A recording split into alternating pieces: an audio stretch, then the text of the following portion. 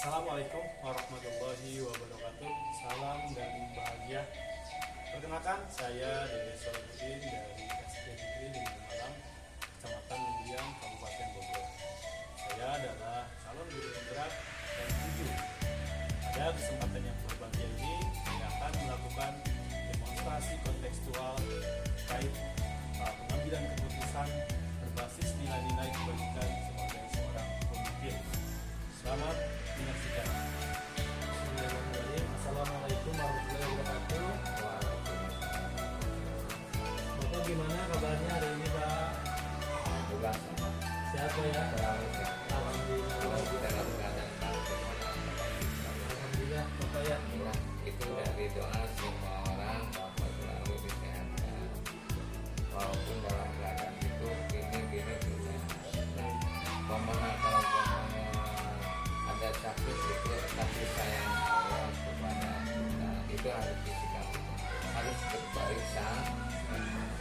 Jadi buat diri Bapak itu sehat, yakin bahwa itu Baik Bapak ya, luar biasa Bapak kepala sekolah dan guru malam banyak sekali menginspirasi saya. Tentunya saya sebagai calon guru penggerak angkatan 7 di Bogor ini, alhamdulillah Bapak ya, saya lulus, kemudian saya disupport dengan Bapak dengan luar biasa sekali. Jadi Bapak ya, terima kasih Bapak atas dukungan moralnya kepada saya. Kemudian pada hari ini juga Bapak telah meluangkan waktu buat saya untuk diwawancara Bapak berkaitan dengan pengambilan keputusan yang berbasis nilai kebajikan sebagai seorang pemimpin. Di Bapak ada beberapa pertanyaan yang akan saya tanyakan Pak ya. Pertama Bapak, bagaimana Bapak mengidentifikasi kasus-kasus yang berkaitan dengan dilema etika? Kemudian yang satunya, apakah itu bujukan moral Pak? kan di sekolah itu tadi ya, di sekolah itu berbagai macam guru, berbagai macam murid, berbagai macam, terus lingkungan sekolah berbagai macam. Itu yang harus diselesaikan oleh seorang kepala sekolah. Jadi berbagai macam dari guru, dari murid, dari pendidikan, mana yang harus didahulukan, mana yang harus dilakukan. Di sini Bapak sering murid yang begini itu pembelajaran baru Bapak. Jadi kalau di sekolah berada berbagai macam sesuatu yang harus dilaksanakan, seperti umpamanya bangunan sekolah. Sekolah-sekolah itu harus punya program. Selama Bapak menjabat sebagai kepala sekolah Surabaya, mungkin Bapak pernah menghadapi berbagai macam permasalahan, entah itu murid dengan murid, entah itu guru dengan guru, ya, atau sesama warga sekolah. Bagaimana cara Bapak membedakan minimal kasusnya dilema etika atau minimal bujukan moral? Bapak pernah, Bapak itu menjabat itu dari sekolah itu dari Riung-Gunung, yang pendidik, yang kedua Tanjung Sari, yang pendidik Pusat Murasari, ya. Juga tawaran-tawaran di mana saya tolak, cuma itu yang karakter. Jadi beberapa sekolah itu karakter guru itu berbeda. Berbeda ya, beragam dari Bapak ya. Ada karakter yang paling ada di sekolah ada. Ya saya yang dilakukan saya ya. Ada orang itu. Ini karena faktor ekonomi. Faktor ekonomi itu jelas itu faktor ekonomi. Kedua, faktor jauh dari sekolah. Bahkan guru itu pernah diusir oleh kepala sekolah. Nanya kepada Bapak, Pak Daik nerima orang ini siap. Jadi orang-orang yang gitu deh itu untuk kebaikan untuk kita. Ya? Jadi ada itu caranya bagaimana? Ide tadi berikan nasihat.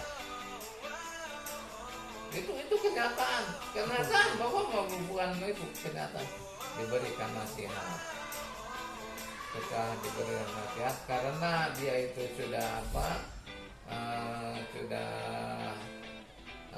usianya udah ada berumur, mengajarnya udah lama, walaupun secara moral itu di masyarakat kurang baik, di sekolah kurang baik, Bapak ada solusi, kata Allah, jadikan itu jadi kepala sekolah. Bapak dibuat jadi kepala sekolah. Semua itu orang itu didaftarkan jadi kepala sekolah. Semua pengawas tidak menyetujui. Semua pengawas tidak menyetujui. Kamu walaupun tidak disetujui oleh semua pengawas, tidak ada yang menangani, kamu harus tekad harus jadi kepala sekolah. Akhirnya kamu daftar, akhirnya jadi kepala sekolah, jadi kepala sekolah daftar. Akhirnya alhamdulillah diangkat jadi kepala sekolah. SK-nya juga ditahan lagi. Sudah ada SK-nya, walaupun itu kenapa itu dicari tahan oleh itu pengawas, jangan diberikan SK itu. Padahal mereka udah ada, orang lain udah diangkat temannya, dia itu belum diangkat. Ada solusi lain untuk Bapak. Saya dengan pendekatan yang punya SK itu, dengan pendekatan bagaimana supaya meningkatkan tanggung jawab, kedua meningkatkan ekonomi, ketiga meningkatkan rasa pengabdiannya. Akhirnya Bapak bercerita dengan yang punya SK itu, akhirnya SK-nya dikasih. Alhamdulillah sampai sekarang dia itu sudah jadi kepala sekolah. Itu nyata gitu. Kenapa? Lamun ku bapak eta budak jamu guru eta dipikeun ka budak lain ka sakola lain lain narima. Kurang diusir, lain usireun jamu eta da. Semua manusia punya perasaan. Tidak boleh semacam itu. Maka diangkat oleh bapak jadi kepala sekolah. Alhamdulillah akhirnya ada perubahan. Jadi kepala sekolah, walaupun di lululiannya jadi kepala sekolahnya cuma 2 tahun. Mak karena yang pindah sekolahnya atau pindah sekolah kecamatan lain silakan, tapi harus jaga nama baik diri kita sendiri. Jadi harus menjadi dengan jaga diri. Alhamdulillah mungkin akhirnya ada perubahan. Allah merubah itu. Dari yang sampaikan terkait dengan permasalahan yang telah Bapak alami gitu ya, solusinya tadi ada guru yang dikeluarkan dari sekolah, kemudian Bapak menerima gitu Pak ya. Di sini sedikit saya menyimpang bahwa di sini ada dilema kita Pak ya. Di satu sisi kita kasihan Pak ya, kita kasihan. Mungkin di satu sisi juga ada keadilan ya, karena mungkin guru tersebut kenapa dikeluarkan karena melanggar suatu aturan gitu Pak ya. Tapi Bapak di sini memilih kasihan ya. Jadi dapat disimpulkan dilema IPK itu jadi benar dengan benar Pak ya. Ya, Benar lawan benar Pak ya. Kemudian nih Bapak kan tadi sudah menceritakan ya bagaimana Bapak cara mengambil keputusan yang berkaitan dengan dilema etika tersebut Pak. Jadi ada 2 nilai-nilai kebajikan di sana antara keadilan dan kasihan. Bapak di sini tadi memilih kasihan Pak ya. Nah bagaimana sih Bapak dalam mengambil keputusan yang berkaitan dengan kasus-kasus yang seperti tadi Pak? Ada 2 nilai kebenaran gitu Pak. jadi dari kasus-kasus itu Bapak bisa berikan solusi. Kalau ada dekat bangun sekolah ada orang itu terus, itu akan mengganggu lingkungan sekolah. Ya, jadi lamun orang itu yang ada di sekolah itu akan mengganggu lingkungan sekolah. Secara ekonomi akan mengganggu, secara pembelajaran akan mengganggu. Bapak berpikir kalau bapak orang ini diusir lagi, bagaimana hatinya? Maka kebijakan bapak itu diangkat dari kepala sekolah. Mungkin Pak ya. Ya, diangkat dari kepala sekolah, udah beres dari kepala sekolah, maka pindah dari sekolah yang ada masalah, sini bermasalah dengan guru, akhirnya pindah dengan sekolah lain. Akhirnya semua kuat. Guru di sekolah tadi ada orang itu jadi tidak ada masalah, Wanena juga jadi meningkat kedudukannya. Jadi dua, satu kali mengambil kebijakan, dua sudah keuntungan. Hiji meningkat jadi jadi jabatan, punya jabatan. Kedua di lingkungan sekolah jadi aman, nyaman, tertib. Guru-guru itu hampir semuanya satu orang saja yang tidak. Dari 6 dari 7 guru itu masuk itu setengah 9, yang satu masuk jam 7.30. Dari UPT, ini lomba sekolah jangan sampai masuk setengah 9. Siap. Apa yang dilakukan oleh saya? Berikan contoh dari seorang kepala sekolah. Berikan contoh dengan kehadiran jam 7 sudah dirinya, kadang-kadang jam 6 sudah dirinya. Akhirnya diberikan contoh masuk ke sekolah. Jadwal masuk ke sekolah jam 7.30. Udah ada kepala sekolah di sana, masih kene tidak rubah. 1 tahun tidak rubah. Berikan contoh lagi. Kepala sekolah mengajar sendiri. Ini pertanyaan yang ketiga Bapak ya. Tadi Bapak sudah mengambil keputusan terkait dengan guru yang tadi Pak ya. Bapak keluarkan dulu Bapak ya tadi ya. Dari apa yang telah Bapak lakukan, langkah-langkah atau prosedur seperti apa yang Bapak sehingga memutuskan seperti itu. Jadi prosedur yang pertama menyangkut ke masalah sekolah, masalah guru, dengan satu dengan contoh dari kita pandangan kedua, langkah kedua dengan nasihat atau dengan rapat sekolah, dengan rapat sekolah. Ketiga, berikan nasihat orang itu supaya bisa ini.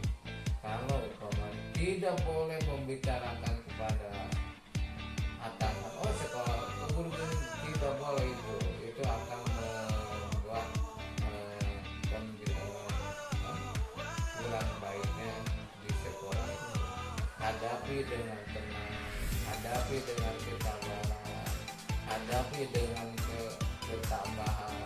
Walaupun apa itu permasalahan ada di sekolah, maka hadapi itu. Itu cara Bapak yang dilakukan. Ya, Bapak. Kemudian ini yang pertanyaan selanjutnya, hal-hal apakah Pak yang menurut Bapak itu efektif dalam mengambil sebuah keputusan, terutama tadi yang menyangkut benar dengan benar ya, Yang efektif ya. satu, kebijakan terus mengeluarkan kebijakan yang sesuai dengan hati nurani, yang sesuai dengan aturan pemerintah. Berikan kebijakan, tapi dengan kebijakan dan hati nurani yang ikhlas kita. Tapi harus disesuaikan dengan aturan pemerintah. Harus aja. Yang tadi Bapak tidak bisa mengeluarkan orang itu, tidak bisa mengeluarkan, bisa mengangkat dari kepala sekolah. Dia bisa mengubahkan. Jadi itu ada aturan. Diangkat dari kepala sekolah, jadi aturan ada. Yang udah lama punya kemampuan. faktor yang dia itu begitu karena kekurangan ekonomi tadi. Jadi berikan sekali itu dari nasihat dulu sesuai dengan aturan hasil mengurangi sesuai dengan kebijakan pemerintah yang ada. Yang Bapak lakukan. Kalau boleh saya menyimpulkan, Bapak dalam mengambil keputusan yang efektif itu pertama harus mengikuti peraturan Pak ya, Ya, dari pemerintah, dan tidak juga melupakan kebijakan sesuai dengan nurani itu ya Bapak ya. Baik. Kemudian pertanyaan selanjutnya Bapak, tantangan apa yang selama ini mungkin Bapak dalam menghadapi itu yang dianggap itu adalah sebuah kendala Pak? kendala. Ya, dalam apa ya? Setiap hidup pasti ada dua pilihan. Ada yang benarnya, ada yang baik. Pasti yang baik itu pasti baik. Ada kendala yang kurang baik. Ada sekolah kendala bapak, kendala untuk pembangunan sekolah. Ada kendala. Itu nyata, bukan bapak. Bapak melakukan dengan sabar.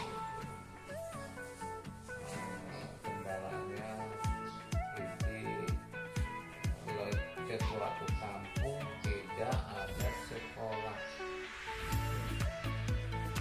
Tidak sekolah, bukan tidak mau sekolah, tapi tidak ada sekolah, jauh ke sekolah yang lain. Kendalanya itu dalam pembangunan. Allah memberikan kendala, pasti ada jalan keluarnya. Ada jalan keluarnya. Saya diberi tantangan oleh teman sendiri. Kenal, kamu dapat tauran dari mana? Kamu mikir aja kan. Itu bukan suatu ejekan, bukan suatu hinaan, tapi bagi Bapak itu tantangan. Aku harus serba. Jadi kendala-kendala, pasti kendala itu diantaranya satu, masyarakat tidak sekolah karena tidak jauh ke sekolah. Akhirnya Bapak membuatkan keputusan untuk membuat sekolah dengan berbagai macam cara. Akhirnya kendala itu bisa dilaksanakan, bisa tercapai dengan kesabaran, dengan tabah, dengan usaha. Itu kendala pasti itu. Saya punya keyakinan semacam itu. Kendala di masalah di lingkungan sekolah. Ada kendala lagi di sekolah. Apa kendala di sekolah? Namanya sekolah ini begini, sekolah ini begini. Bapak udah beberapa sekolah itu akan beda. Nah, Bapak harus menyikapi sekolah ini, harus sikapnya harus begini. Sekolah ini sikapnya harus begini. Sekolah ini sikapnya dengan ini. Jadi setiap sekolah jangan disatu sikapkan, harus berbagai macam sikap. Jadi lamun kita punya 6 sekolah, pelajari dulu kendalanya, maka menyikapinya juga akan beda. Jangan disamaratakan. Jadi kalau kita diberikan di sekolah itu ada kendala, banyak kendalanya, itu ambil sikap dulu. Sikap kita yang mana yang paling baik, yang disesuaikan dengan lingkungan itu. Kemudian setiap Bapak mengambil sebuah keputusan, apakah Bapak langsung menyelesaikannya saat itu juga atau memiliki jadwal tertentu Pak? Bapak kalau mengambil keputusan itu untuk menyikapi kendala itu tidak dilama-lama. Dari lama-lama Pak ya? Harus lakukan perbuatan yang terbaik. Baik. Jadi tidak lama-lama, langsung harus disikapi langsung. jangan dibiarkan dulu. Kalau dibiarkan akan besar, Iya. kalau disikapi langsung akan lebih kecil. Itu harus jadi jangan nanti aja, jangan. Jadi menyikapi lingkungan, menyikapi guru, menyikapi murid itu langsung dilaksanakan, jangan di nanti itu. Jadi cara menyikapinya itu. Ya. Baik, setiap Bapak mengambil keputusan yang berkaitan dengan dilema ITG itu Bapak tidak menunggu-nunggu waktu Pak ya, Ya, jadi tidak langsung menunggu. agar masalahnya tidak meluas melebar kemana-mana. Kemudian pertanyaan selanjutnya Pak, adakah seseorang atau faktor-faktor yang mempermudah Bapak dalam setiap mengambil keputusan Pak? Apakah dengan tekan guru atau apa? Nah, faktor yang cepat mengambil keputusan itu pertama Mempermudah ya. meminta dulu kepada yang punya, ke Allah. Baik, Artinya harus berdoa. berdoa Pak ya. Ya. Kedua, cari orang-orang yang bisa memberikan solusi. Oh iya. Cari orang itu seperti lamun hayang bangunan kamana solusinya. Betul. Itu cari orang-orang yang bisa menyelesaikan permasalahan kita, kepada orang yang bisa menyelesaikan itu. Betul. Ya, baik. Kalau boleh saya menyimpulkan, Bapak faktor yang mempermudah Bapak dalam setiap mengambil keputusan itu yang pertama berdoa Pak ya. Ya, Artinya kita sebagai hamba Allah yang tidak punya kekuatan apa-apa, ya, kita serahkan lagi Pak ya, Ya. kepada Allah. Kemudian yang kedua Bapak selalu berkoordinasi atau meminta bantuan kepada orang-orang yang bisa memberikan solusi Pak ya, Ya. tentunya Pak ya. Jadi langsung efektif begitu Pak ya. ya itu efektif. Ya, efektif sekali, Efektif Pak. semuanya Ya. Bapak. Kemudian Bapak, pertanyaan terakhir Bapak, dari apa yang Bapak sampaikan hari ini, pembelajaran apa yang Bapak dapat ambil hikmahnya sehingga nanti saya bisa mengikuti jejak Bapak gitu sebagai pemimpin di sekolah Pak. Akhirnya dari semua kebijakan yang ada di yang dilakukan oleh Bapak di setiap sekolah, satu masyarakat itu jadinya masyarakat itu jadi dekat dengan kita. Kadang-kadang masyarakat mempertahankan kita harus ada di sekolah itu. Kedua, itu dari masyarakat. Kedua, guru hidup nyaman dengan adanya Bapak. Dengan berbagai keputusan-keputusan, hidup guru jadi nyaman. Nah, ketiga, baik selain masyarakat, dari murid juga, akhirnya muridnya bisa menaikkan prestasi pembelajarannya. Jadi apa yang dilakukan oleh Bapak itu masyarakat, semua masyarakat itu menanti kedatangan Bapak. Terus masyarakat guru nyaman ada di sekolah. Ketiga, murid berprestasi. Bahkan sampai sekarang masih ada sekolah yang mengharapkan Bapak ke sekolah itu. Ada itu, sudah datang ke rumah orang tuanya, masyarakat sudah datang ke rumah, gurunya sudah datang ke rumah. Bapak cuma punya 2 tahun lagi untuk merubah satu sekolah itu. Bukan 2 tahun, tapi paling tidak 3 tahun atau 4 tahun bisa selesai. Jadi ada sekolah yang menantikan Bapak datang ke sana, tapi karena kondisi Bapak cuma tinggal 2 tahun lagi, maka Bapak sedikit menolak. Kenapa menolak? Karena batas waktu untuk kegiatan itu ada programnya ini.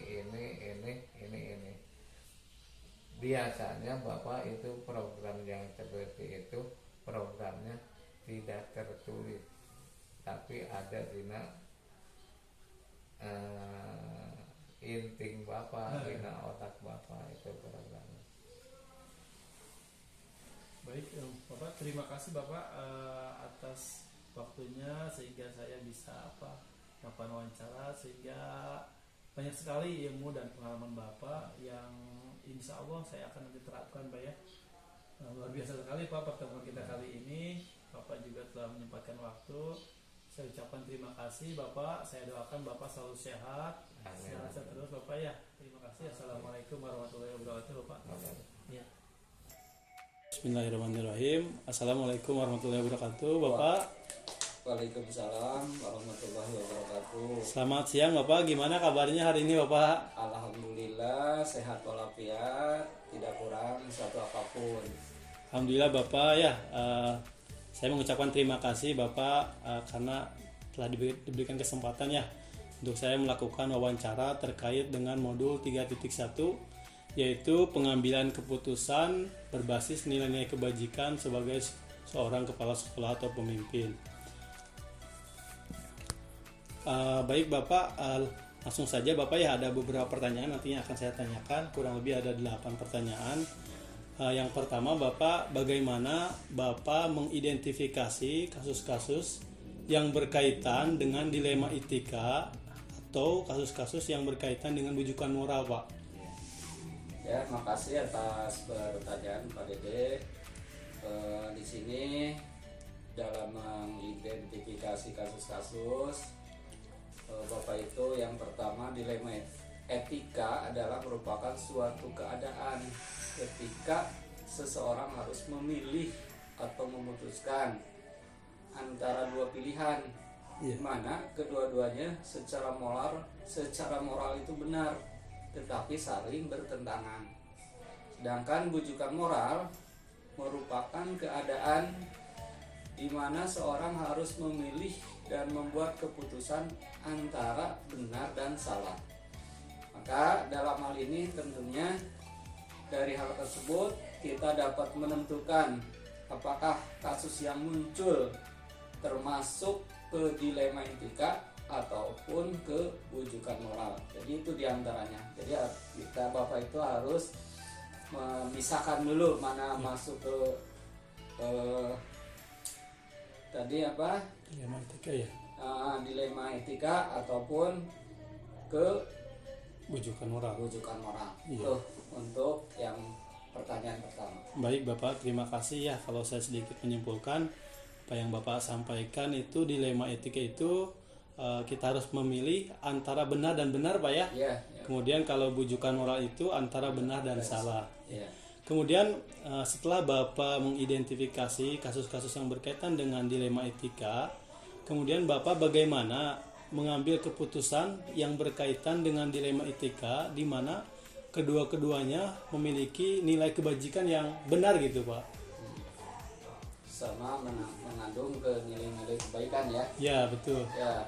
Di sini menurut Bapak tentunya sebagai kepala sekolah akan melihat terlebih dahulu sejauh mana kasusnya yang harus diutamakan. Tuh. Dan akan yang banyak berpengaruh yang ditimbulkan oleh kasus tersebut. Misalnya ada seorang guru yang memiliki tugas tambahan sebagai bendahara sekolah. Saat kondisi tertentu seperti harus pergi ke bank untuk melakukan transaksi keuangan, di sisi lain guru tersebut secara tugas harus dan memiliki kewajiban untuk memberikan pembelajaran di kelas. Betul. Yang mana kedua-duanya sangat penting. Betul Pak. Dan merupakan benar melawan benar ini, dikarenakan didesak dengan kebutuhan-kebutuhan sekolah ataupun lainnya, maka keputusan yang akan dipilih tentunya adalah memberikan perintah untuk guru tersebut pergi ke bank tersebut dan meminta guru yang lain untuk mengisi tugas di dalam kelas. Nah itu untuk Pak ya, pertanyaan yang kedua. Baik Bapak, terima kasih Bapak.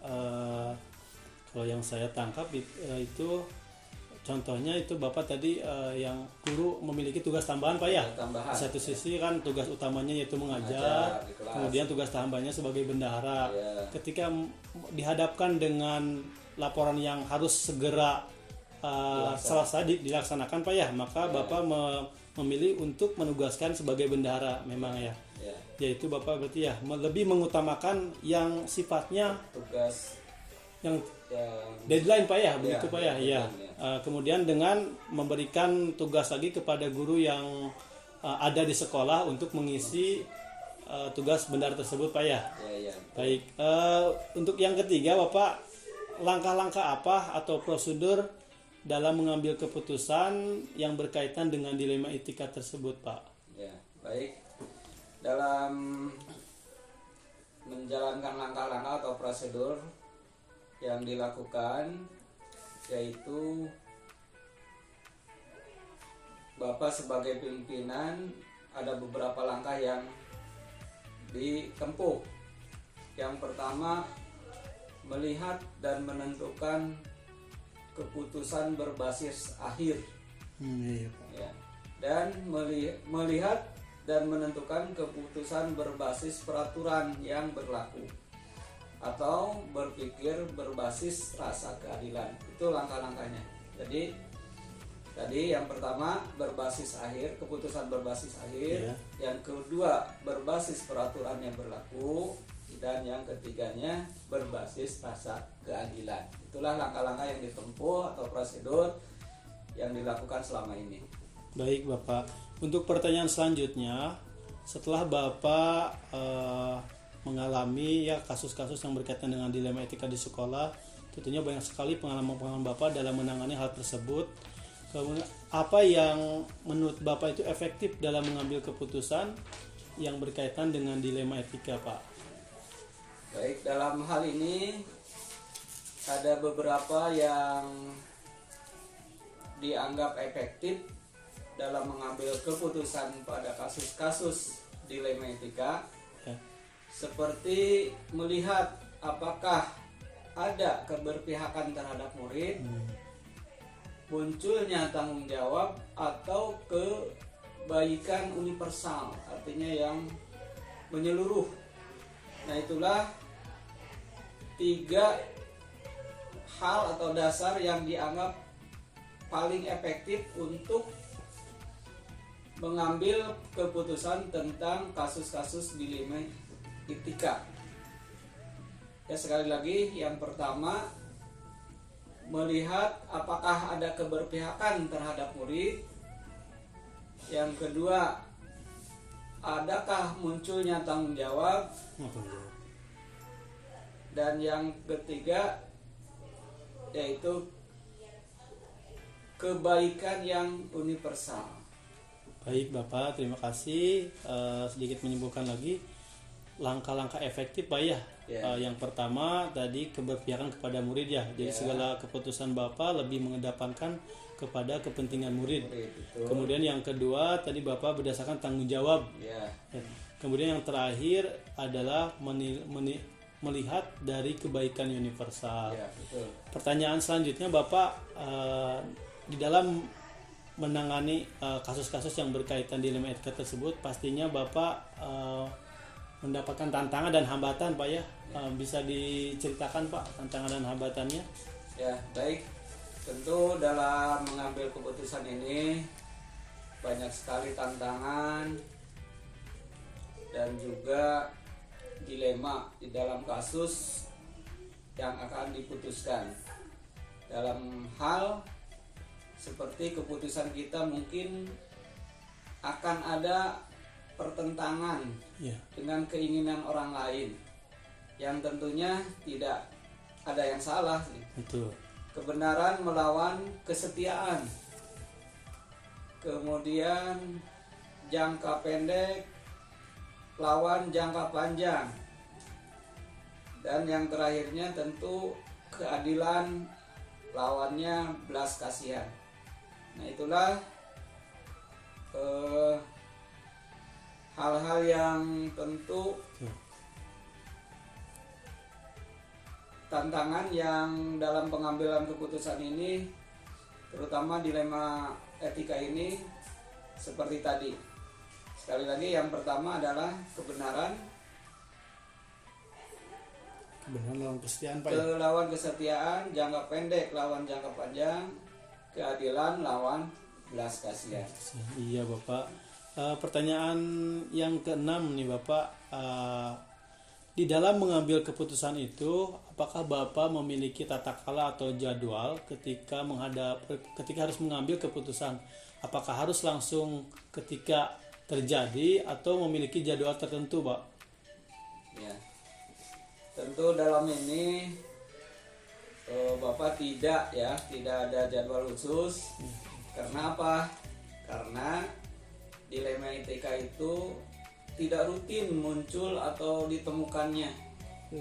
Ya, dilema etika itu kadang terjadi atau muncul dengan kondisi tertentu saja, sehingga penanganannya pun secara spontan dengan pertimbangan yang begitu panjang untuk menemukan solusi dalam mengambil keputusan tersebut.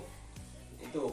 Baik Bapak, ya sedikit menyimpulkan juga, Bapak di dalam mengambil keputusan yang dilema etika ini, karena dilema etika ini terjadinya insidental Pak ya, kadang-kadang tidak ini mengikuti tidak rutinitas, jadi Bapak langsung mengambil keputusan itu di hari itu juga Pak ya? Ya, secara spontan. Secara spontan, iya Bapak.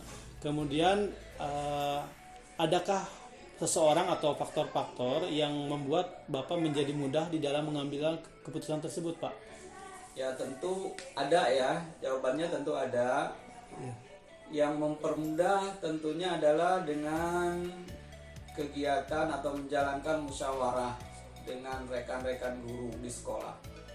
Seandainya ada waktu untuk menentukan sebuah pilihan agar keputusan yang diambil dapat juga menjadi sebuah pertimbangan yang memang dipahami oleh semua guru, bahkan oleh orang tua murid atau orang tua siswa di sekolah kami ini. Itu Pak. Baik ya, berarti Bapak selalu mengutamakan musyawarah Pak ya? Ya, intinya kata kuncinya bermusyawarah dalam mengambil keputusan ini. Ya. Kemudian yang terakhir Bapak ya, setelah Bapak tadi menyampaikan dari awal ya terkait dengan dilema etika, pembelajaran apa yang dapat dipetik dari pengalaman Bapak sebagai kepala sekolah ini tentunya menjadi ilmu dan pengalaman juga buat saya sebagai guru nanti Pak di dalam mengambil keputusan yang berkaitan dengan murid, dengan rekan kerja Pak. Ya, baik. Dalam pelajaran yang dapat diambil ketika pengambilan keputusan dilema etika, di antaranya adalah kita sebagai seorang pimpinan pertama harus cerdas dalam melihat dan mencari solusi terkait masalah-masalah yang muncul, karena dalam keputusan yang kita ambil tentunya akan ada yang kecewa atau ada yang merasa dirugikan. Tetapi di antara semua keputusan tersebut tentu yang terbaiklah untuk semua yang akan kita pilih. Dan jangan lupa yang paling utama adalah seandainya hal tersebut tidak masalah untuk dimusyawarahkan, ada baiknya kita melakukan diskusi saja atau musyawarah dengan beberapa orang guru saja, atau bahkan bisa juga dengan semua guru, agar keputusan yang diambil nantinya tidak ada penyesalan, sehingga setelah keputusan tersebut diambil maka dapat dilihat dan ditinjau ulang keputusan yang diambil tersebut, atau dapat direfleksi kembali ya, untuk kepentingan semuanya ya, antara guru-guru atau rekan-rekan guru bahkan tadi juga dengan lingkungan sekolah. Baik Bapak, terima kasih ini atas waktunya ya, sedikit menyibukkan Bapak apa yang telah Bapak refleksikan dari percakapan kita hari ini. Tentunya kita sebagai pemimpin, memimpin sebagai guru di lapangan Pak ya, kemudian Bapak sebagai atasan guru harus cerdas Pak ya dalam mencari solusi. Betul. Karena harus sesegera mungkin ketika ada permasalahan tentang dilema etika harus segera diselesaikan. Betul. Meskipun pada akhirnya ada konsekuensi yang mungkin diambil. harus diambil Pak ya. Ya betul.